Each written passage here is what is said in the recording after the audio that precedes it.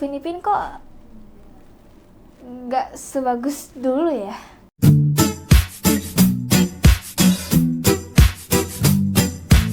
Yo para Wibubers dan lain-lain, gua Hoshino Airu atau Kirana Atmaja di sini. Sebelum kita mulai, notes. Ini semua murni pendapat gua.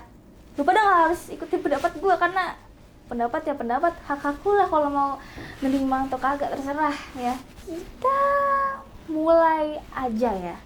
Kita ngambil dari satu episode lama di season 4, judulnya Anak Harimau ya. Di episode itu kita mulai dengan pembukaan. Intinya tuh ngenalin tema di sekolah. Jadi dikenalin, oh teman-temannya lagi main ini apa? Bola pakai kertas yang ya itu lah, gue gak pernah main, gue bingung cari jelasinnya. Terus ditambah mereka kayak ngebahas katanya bakal ada Piala Dunia gitu. Jadi pokoknya dari awal udah dikasih tahu temanya, tema ceritanya. Nah, baru Upin Ipin pengen nonton Piala Dunia malam-malam jam 2. Nah, apa konfliknya? Ya Kak Ros gak bolehin. Kagak kayak besok sekolah loh. Besok sekolah loh. Lu mau nonton Piala Dunia jam 2. Jam 2 pagi. Ya masih kagak dibolehin. Ya besoknya ya Upin Ipin iri lihat teman-temannya tadi malam nonton bola. Ya sih, terus yang nonton cuma Esan ya. Esan juga ketiduran sih sebenarnya. Terus titik baliknya itu Todala ngajak Piala Dunia sama-sama nonton bola di warung Uncle Mutu. Ya itu titik baliknya sih. Upin Ipin akhirnya bisa nonton bola dan juga ditambah dengan side story-nya. Ijat main kaleng kan, kalengnya dijadiin bola. Habis itu lanjutnya akhirnya Esan bawa bola nih. Nah baru habis itu di akhir itu seolah-olah tuh mereka beneran main bola, main Piala Dunia. Gue suka sih. Sorry, bukan side story ya, berarti kalau salah izin tolong dikoreksi kalau salah. Ya berarti struktur ceritanya tuh pembukaan, pengenalan tema, konflik, titik balik, penyelesaian. Itu kan? 5 itu kan? Oke, gue kasih satu contoh lagi. Jadi gue lupa judul episodenya. Dan gue nontonnya juga di TV ya, waktu TV MRC TV. Jadi gue nggak tahu jelas itu judulnya apa. Cuman yang jelas harusnya itu di season 6 karena masih burik, atau nggak season 7. Ya burik ke atas, tapi kalau 7 itu kayak burik tapi udah ke atas. Ya di situ Upin Ipin tuh kayak geletakin mainannya sembarangan. Ya Kak Ros marah lah. Tapi Upin Ipin don't care. Ya sampai akhirnya mereka malah mimpi jadi kecil dan baru deh kena rasanya tuh. Kalau mereka berantakan, ya akhirnya dikejar kecoa. Dan yang paling gue suka itu cut-nya ya, yang mereka udah dikelilingin kecoa, udah mau didatengin, itu mereka udah takut-takut. Tiba-tiba mereka bangun tidur. Kita langsung kerasa perkembangan karakternya. Mereka langsung buru-buru ngebersihin kamar. Terus waktu ngeliat Kak Ros, langsung meluk Kak Ros, minta maaf ke Kak Ros, nangis. Ya gue fans Upin Ipin, anjir. Kaget gue ya ternyata Upin Ipin sebagus itu. Ya udah jelas kan yang apa yang gue maksud tadi. Kalau season sekarang ya yang paling parah nih, paling parah itu episode polisi maling lah ya, kita nyebutnya polisi maling di season 19. Tahu nggak itu ceritanya tentang apa? Dibuka Upin Ipin sama temen-temen lagi main polisi maling. Itu pengenalan tema. Terus tiba-tiba Kak Ros sama Abang Is dateng cerita, oh dulu kita juga main polisi maling loh. Terus habis itu yaudahlah kita main bareng yuk. Udah selesai. Gitu doang. Iya gitu doang. Sekarang kita bakal bahas episode yang bukan baru-baru ini juga sih. Ya rame lah waktu episode yang muncul. Yang mereka nangis, sedih gitu kan. Judulnya Sahabat Baik Abah. Tahu lu pasti. Pembukaan di rumah Upin Ipin. Lagi main nih sama Fizi nih bertiga nih.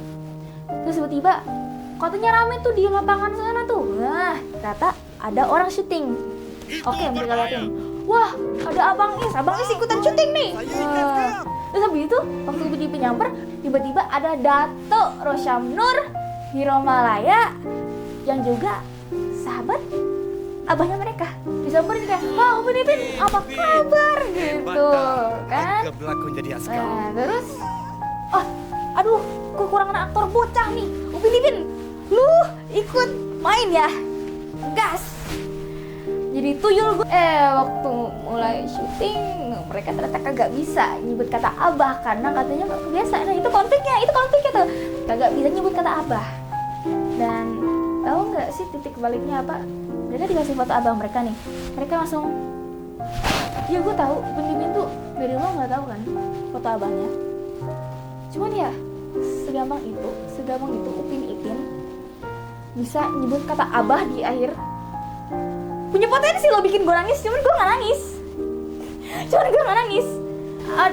Orang bilang itu sedih, tapi gue nggak nangis.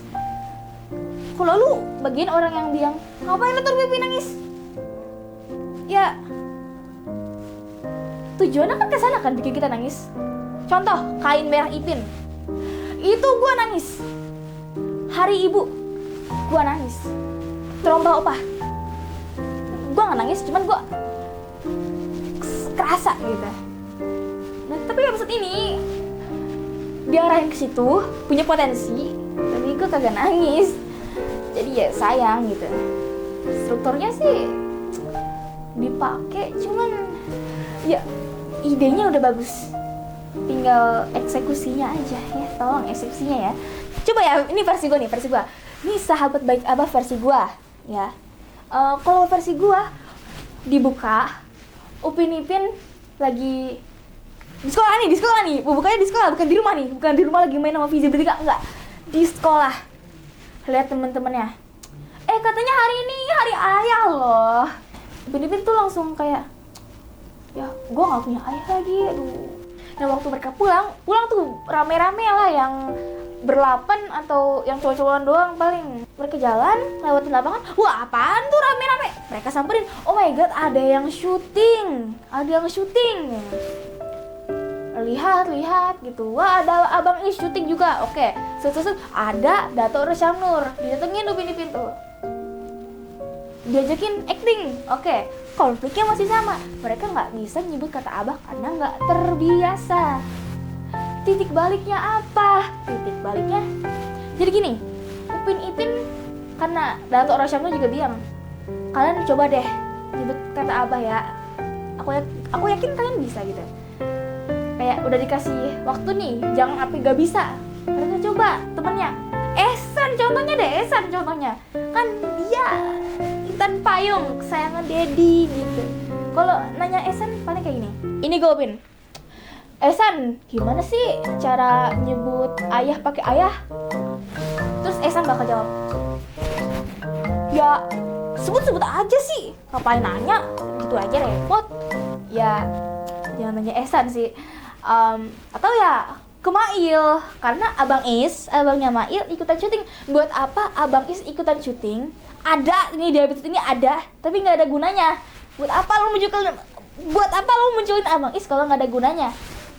Biasanya Upin Ipin datangin Abang Is nih, kan mereka deket nih sama Abang Is nih. Abang Is sering masih kata-kata, wah Upin Ipin cara nyebut abah tuh gini. Udah nih dikasih tahu Abang Is, oke. Mereka mikir, ya. Terus baru nanti di akhir Dato Rosyamnur, Upin Ipin, ini foto abah kalian. Mereka lihat, itu bikin gue bakal kaget. Waktu di episode kayak gitu ya, waktu gue lihat Upin Ipin dikasih foto abang mereka, gue cuman, kalau yang tadi gue bilang, yang setelah dikasih tahu Abang Is, setelah Upin Ipin sadar, terus tiba-tiba dikasih foto, anjir, dikasih foto. Itu yang mereka carikan. Kemarin itu yang mereka carikan. Terus sebut kan? Itu mungkin gue bakal kayak gitu ya sepertinya. Terus waktu di akhir, mereka akhirnya menyebut kata abah. Mungkin gue bakal nangis, atau setidaknya kerasa, setidaknya dirasa kayak abis itu Tromba Opah. Gak nangis gak apa, yang penting Dan buat kalian yang bilang, lah Upin Ipin Majapahit lebih bagus, Upin Ipin yang Majapahit lebih nakal, lebih bebas. Bro, shut the fuck up anjing. Bro, Upin Ipin Majapahit nostalgia boleh, yang bagus jangan. Season 4, season 5 bagus. 1, 2, 3 oke. Kalau 2 masih ada cerita lah. Satu.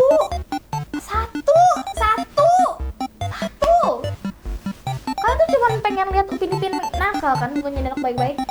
Sorry, Upin Ipin sekarang ngomongnya aja ke Kak Ros gitu. Sampai bilang, Kak Ros gini. Sampai Kak Ros tersakiti. Ya itu anak baik-baik dari mana? Dan juga tolong ya, sekarang logikanya mana? Jadi cerdas cermat nih. Ini Mei Mei sama siapa gue lupa. Upin Ipin sekelompok sama Cek Melati, sekelompok sama guru. Masuk di logika gak? Logikanya masuk. Dan please ya, bukan Majapahit doang. Please, season 8, 10, 11 itu bagus. Ya, season baru deh, kita anggap season baru itu dari season 14. Soalnya itu dari tahun 2020 kan. Itu 2020, season 14. Season 14 bagus. 15 nanti 17 oke. Season 18 ya ada lah, yang bagus ada. Season 19 jelek. Ya mungkin ada beberapa episode yang mungkin ada yang nggak gue hitung. Cuman selama di perhitungan gue nih, jelek anjing, jelek banget. Ya, intinya yang bikin jelek ya strukturnya sama eksekusinya, tolong ya. Ya, ide ada ya. Tapi kurang digali aja, tolong. Sama tolong jokesnya ya. Sini jokesnya makin garing. Enggak. Tolong masukin jokesnya yang bener, di momen yang bener. Di episode idola aku, itu kan momennya Opa lagi terharu nih. Gue udah ke bawah nih. Gue udah mau nangis nih, gue udah kerasa di sini. Tiba-tiba dimasukin komedi. Coba kalau kayak Merah Ipin, yang di air ya sedih, naik udah diairin sedih aja, nggak usah ada yang ketawa ketiwi di ending, nggak apa-apa. Pada nangis gak apa-apa, yang penting ya nggak maksa, gak usah masukin jokes maksa, ngapain. Ini episode idolaku itu kan Upin Ipin kayak, wah idola kita itu Opa lah, hampir sama kayak episode hari ibu kan. Itu jadinya kita nggak ada ibu, tapi kita ada Opa. Itu gue nangis. Yang ini gue udah nangis. Idola kita Opa itu gini. Gue udah mau nangis. Tiba-tiba jokes Opa. Itu apaan nih? Ini foto kalian dapat dari mana? Gak lucu, anjing, malah cringe. Oke lah. Di situ si Ipin ngegombalin Opa dikit ya. Ya, cuman nggak patah, enak masukin. Cuma kalau lu masukin jokes yang kayak tadi gue bilang, itu apaan ya, maksa banget. Dan season 20 animasinya udah nggak bikin sakit mata. Nggak, maksudnya iya makin kesini makin bagus, cuman apa ya, nggak tahu kenapa nggak enak dilihat. Mungkin karena terlalu terang, terlalu clean gitu mungkin ya. Tapi untungnya di season 20 gue suka animasinya. Oke, buat sekarang ya, karena sekarang ya episode baru dikit ya, kita lihat aja nanti ke depannya gimana ya. Buat sekarang sih oke, tapi nggak bagus, gak jelek ya. Jadi tengah-tengah, bener-bener tengah-tengah. Kayak episode aku ada nilai, itu ngajarin tentang Upin Ipin yang nggak peduli. Ya elah, cuman RM1 doang. Atau anggapannya gini deh, apaan nih cuman 1.000, udah biarin aja hilang juga nggak apa-apa gitu kan. Terus Kak Ros kayak, gak mau, udah buat gua aja, yang awas lu gitu.